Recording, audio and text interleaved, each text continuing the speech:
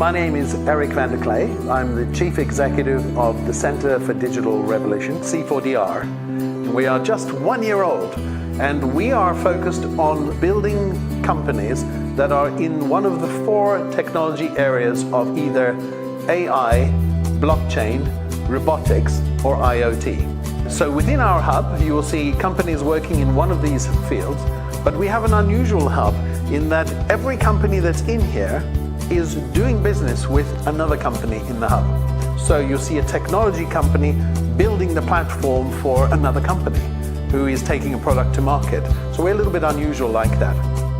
The history of the UK technology economy, starting in 2010 when the coin Silicon Roundabout was created here in London by some of the startups that were based around the Old Street roundabout. The government wanted to accelerate the tech industry and started to put in place some policy changes to improve the tech industry. And that was the beginning of the Tech City initiative.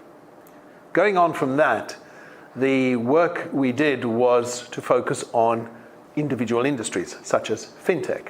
And that's why we created Level 39 in London's Canary Wharf. This initially was focused mainly on fintech, and we were proud to have been able to build Level 39 to become one of the most important fintech hubs in Europe. Accelerator programs and incubators in the UK are unusual because they have so many that have so many different vertical industry focuses. So that means that you can choose exactly the right type of community that will support your company as it grows. That's really important, so you can meet like-minded people who've experienced the same challenges that you have. I would say that fintech is still one of the hottest areas of tech in the UK at the moment, but that's mainly because of a historic reason of the financial services industry being so strong in the UK. We think London is the best place for fintech because the amount of talent you have here who really understand financial services is huge. In the previous financial crisis, many of the financial services companies were making staff redundant. But these were very intelligent, well-qualified staff members who went on to create their own fintech companies. So actually, the crisis created this huge surge of talent, which was one of the ingredients that helped fuel the fintech industry. That, coupled with a favorable regulatory environment. For example, here the regulator, the FCA, has created a policy that is actually quite positive towards new business models. The regulator here is a little bit unusual. They have 2 roles. One is to protect, and the other one is to encourage the development of the industry.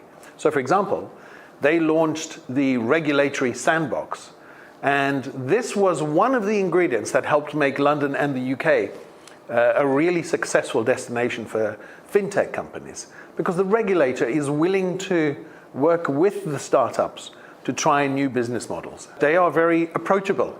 You can go to them with new business models and new ideas in financial service and ask for their feedback about how this can work safely. If you're not sure about how the idea will work, you can apply for your company to be part of the sandbox.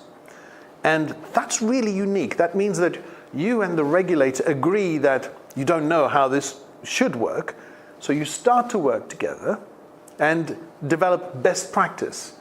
But it means the regulator is acknowledging that it might not be perfect.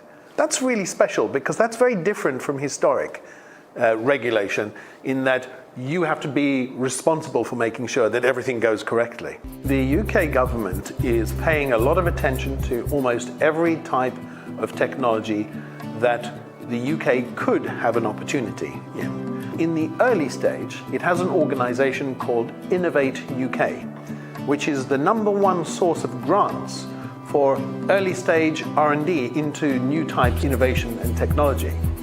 And this is really good because they put a lot of money to work every year before investors do, usually, to develop new technologies and to experiment. That means that by the time investors come, The experiments have taken place with the government supporting the startups through grants.